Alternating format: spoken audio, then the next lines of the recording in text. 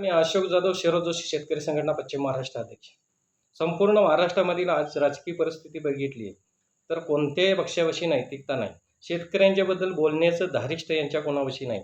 आणि आज जर बघितलं तर फक्त आणि फक्त शेतकऱ्यांसाठी भांडणाऱ्या ज्या संघटना या महाराष्ट्रामध्ये आहेत, शरद जोशी शेतकरी संघटना असू द्या, शरद जोशी शेतकरी संघटनेचे अनिल गणवटच असू द्यात, सीमाताई नरोडे असू द्यात, आज ललित बहाळे साहेब असू द्यात, आदरणीय वामन चटप साहेब असू देत, आज रघुनाथदादा शेतकरी संघटने रघुनाथदादा पाटील असू द्यात, इकडं बघितलं तर स्वाभिमानी संघटनेचे रवी शेट्टी असू द्यात, आणि आम्ही शरद जोशी शेतकरी संघटनेची या ठिकाणी असणारे आम्ही कार्यकर्ते असू दे. फक्त संघटनाच तुमच्या शेतकऱ्यांसाठी भांडणार आहेत. बाकी कोणताही पक्ष तुमचा सर्वसामान्यांचा आवाज घेऊन लोकसभेमध्ये आणि विधानसभेमध्ये जाऊ शकत नाही.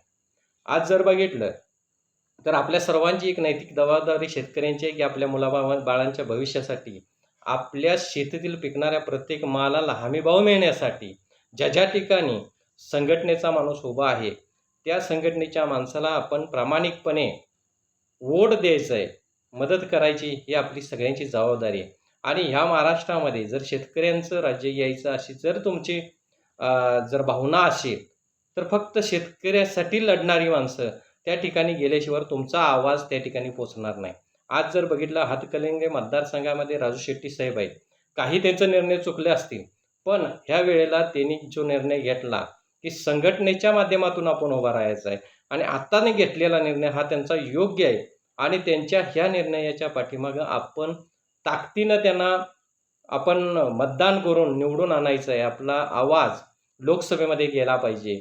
आणि ज्या ज्या ठिकाणी उद्या सुधील माणसं ज्या वक्ताला आपली संघटनेची उभारतील, ती कोणत्याही संघटनेची असतील, त्या वक्ताला त्यांना मदत करणं, त्यांना वोटिंग करणं ही आपल्या सर्वसामान्य शेतकऱ्यांची जबाबदारी आहे. आपल्या बाळांच्या भविष्यासाठी, आपल्याला रास्त भाव मिळण्यासाठी आणि आपला लढा, आपल्या शेतकऱ्यांचा लढा, त्याचा आवाज हा लोकसभेपर्यंत पोचला पाहिजे. विधानसभेपर्यंत पोचण्यासाठी त्या ताकदीची माणसं त्या ठिकाणी पाठवणं हे आपल्या शेतकऱ्यांचं कर्तव्य आहे. आज गावगाड्यामध्ये कार्यकर्त्यांना तुफान पैसे आलेत, 5-5, 10-10 लाख रुपये कार्यकर्त्यांच्या पैसे आलेत. पण सर्वसामान्य माणसाला जेवण देऊन, आज काहीतरी लालूची देऊन, अशा प्रकारचं जेवणावळी घालून हा प्रकार सुरू आहे. पण प्रत्येकानं या मातीत राबणाऱ्या शेतकऱ्यानं, मी एक शेतकरी आणि शेतकऱ्यानं शेतकऱ्याच्या नेत्याला निवडून द्यावं लागतं ही जाणीव ठेवून आणि माझ्या स्वतःच्या हक्कासाठी, शेतकऱ्याच्या हक्कासाठी आपण सर्वांनी राजू शेट्टी साहेबांच्या पाठीमागं उभा राहायचं आहे आणि सर्वांनी मोठ्या पद्धतीनं आपण मतदान करून त्यांना भरघोस मतानं निवडून देऊन आपला आवाज लोकसभेमध्ये पाठवायचा आहे.